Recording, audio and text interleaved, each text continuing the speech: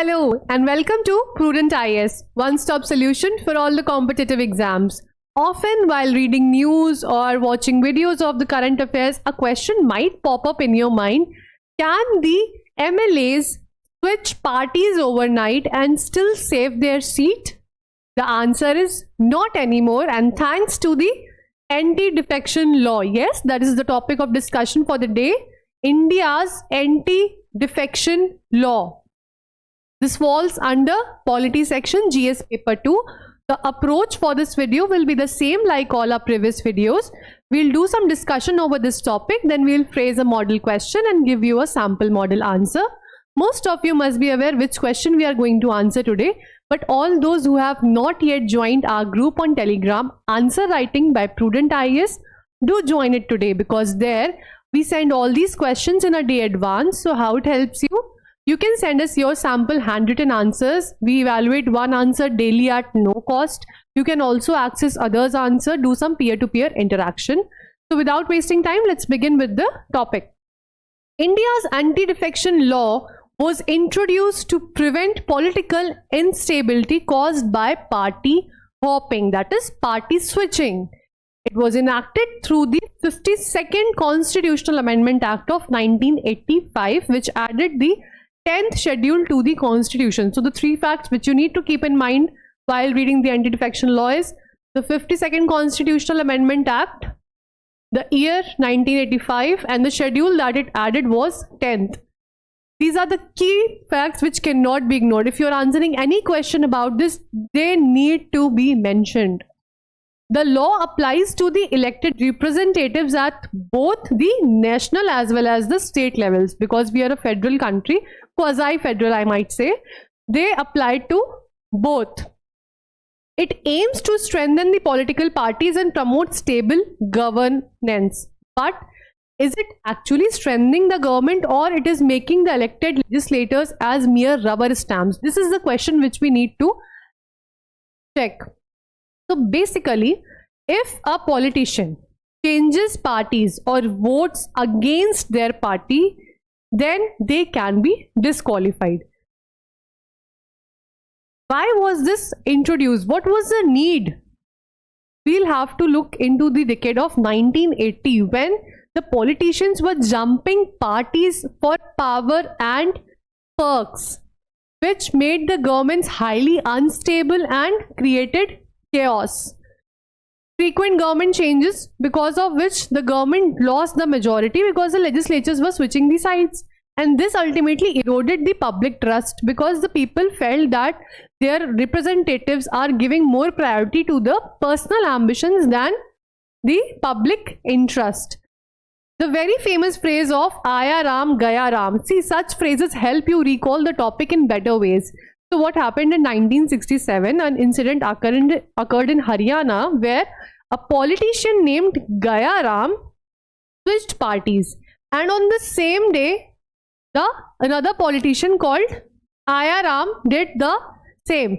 So this term is now often symbolizing political opportunism, and with this law, anti-defection law, we are ensuring that this is avoided, political opportunism is prevented, the elected members loyal, and there are no more surprise party switches. What are the key provisions of the anti-defection law? What are the grounds of disqualification? We'll be studying these under three. First, for the elected members, for independent members, and then for the nominated members. For an elected member of the legislature, he can be disqualified if voluntarily gives up the party membership. Now, the key point is this: voluntarily giving up need not be written. It might be written, it might be not. If there are behavioral inferences, that means that if his behavior, his tendency is showing that he is against the party membership and he wants to give up the party membership, then too he can be disqualified. If he or she votes or abstains to vote in the house against the party's ruling, that is the party's whip, so they might have prior approval, then they can be exempted. But if they have no prior approval and they are still not obeying the party's ruling, they can be disqualified. Independent members, if they join a political party after the election, then they are automatically disqualified. For nominated members, if they do not join a party within 6 months of their nomination being nominated, then they are disqualified. Then there are certain exemptions to these disqualifications. First up is merger. If 2/3 of the members of a party decide to merge with another party, then they are not disqualified. This means that if you want to leave a party, then just take your friends along with you, and they must be 2/3 of the party. Then it will be treated as a merger, that okay, 2/3 of the members are now going and joining other party, which will save you from disqualification and save your seat as well. Presiding officers, the speaker, the chairman, they can resign from the party upon election to remain the neutral. They have certain privileges, which are the exemptions to the disqualification. Now the decisions on defection, very important that who decides over these decisions. Of course, the chairman or the speaker of the respective house. Now their decision was earlier final. Now see, these speaker, chairman, they are constitutionally supposed to be neutral. There are certain safeguards, but they might get biased because of the political opportunism. So in Quixote Olahan case 1992, the Supreme Court said that this decision will also be subject to judicial review. This brought in the safeguard that okay, now speaker must be very cautious while giving the decision because the court might re-examine the decision. So here in context, the Supreme Court ruling in the Quixote Olahan case is very important. A real life example is 2008 Karnataka political crisis. Because this is an answer writing series, I am phrasing the content as per the answer. You need to quote some case studies, some examples as well. So for this, I have brought in the real world demonstration of the anti-defection law. In 2008, the Congress-JDS coalition government in Karnataka faced major collapse due to defections from multiple MPs. Now what happened is several members of the legislative assemblies, they switched the party allegiances and created uncertainty in the state government. So there was legal intervention, anti-defection law was brought and it was invoked to prevent the legislatures from switching the sides. This demonstrated that how the law aims to maintain political stability. So the positive side of the law was highlighted. This crisis also exemplified how the law sought to ensure that the parties remained accountable for their members' action. This brought in stability, loyalty of the members, accountability of the party towards the members' action. A recent one is the case of Maharashtra in 2022 when Shinde versus Thackeray government, where defection was involved, merger claims was also done. So that is all political news. You can just quote one case study if the question asks for. What are the limitations of the anti-defection law? Being critical about any topic is very important. We also suggest the reforms because as an administrator you are supposed to give the measures and reforms no matter what the topic is. If the topic is having some loopholes, then you will have to suggest the reforms. So while the law is crucial in maintaining political stability, it is not without its criticism. First up is the inflexibility. Now, very simple. The law does not allow for any flexibility because if a legislature will disagree with their party's stance or an important national issue, then they cannot freely express their dissent without risking the disqualification. So this will kill the intra-party. Intra-party is within the party. Within the party, everyone will be reduced to yes ma'am, yes man, yes man. That means if the party is saying that okay, we must just vote for a particular law, but certain legislature wants to vote against, then that will be considered as voting against the party's wish and he will be risking disqualification. So of course, freedom of speech is violated. Undue influence of the speaker. Now the speaker has a major power of deciding the disqualification and the speaker is often from the ruling party, which might lead to concerns about the impartiality in the decision making. Delays in the speaker's decision also, politicians get away Another criticism, it is often used as a political weapon in the hung assemblies, as often seen in various instances that the reason was not constitutional or bringing in the stability, but political reasons. So what are the reforms that can be brought in to address all these limitations?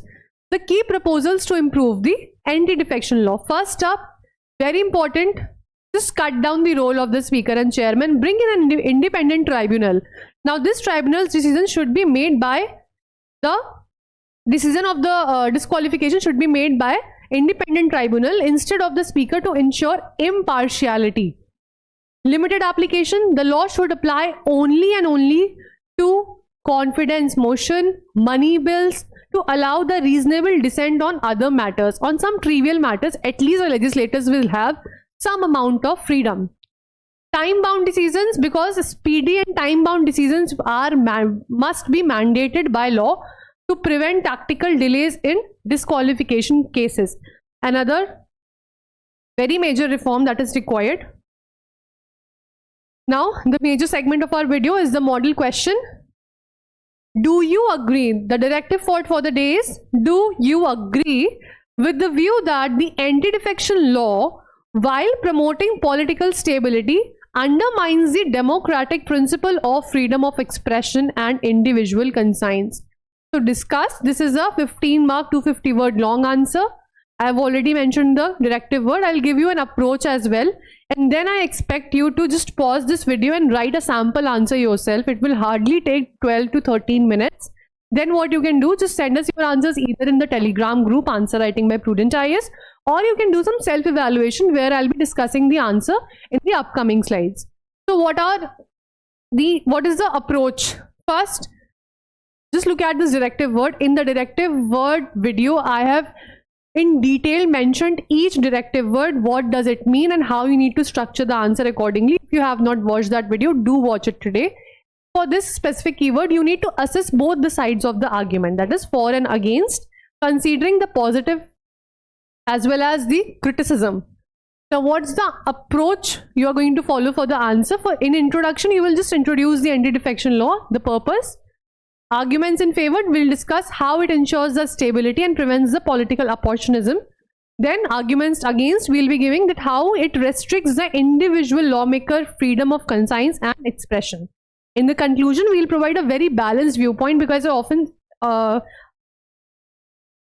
suggesting the reforms are needed to ensure both political stability and individual freedom. So I often insist that the conclusion needs to be balanced. This means you are not going to take one side, but a justified, balanced approach, and you will end on a very positive note. This question encourages critical thinking and helps in evaluating the complex intersection of law, governance, and democracy. Let's begin with the answer. Do not give these headings, these are just for your understanding. We'll always follow the introduction, body, and conclusion approach, no matter what structure you are following in the body, flow chart, comparatives chart, timeline, or table format, or even the heading, subheading format. The basic will be the intro, body, and conclusion. For 250 words or for 150 words, you are going to distribute the word limit accordingly for introduction and conclusion, and the major chunk of the word limit. For example, here approximately 200 words will be used for the body, 25 to 30 for intro and conclusion accordingly. So the anti-defection law added to the constitution in 1985 through the 10th schedule prevents the legislatures from changing parties after election while promoting the political stability. Critics argue it restricts freedom of expression and individual conscience. So this answer will evaluate these competing concerns. Now, first 1985 is mentioned, 10th schedule is mentioned. You will also mention 52nd Constitutional Amendment Act. And this is enough for giving the insights about the topic. Coming to the body of the answer, you are not going to write body, you will just start from here, that is arguments in favor. Now again, I have made a deliberate mistake. I want you guys to point it out, because you will point out the mistakes and that's how you are going to learn. What is the mistake in this heading? You can also watch my previous videos that will help you in analyzing. So arguments in favor. First up is ensuring stability. The law helps prevent government from losing majority due to defections, ensuring consistent governance as seen in the Karnataka crisis. You have added an example as well.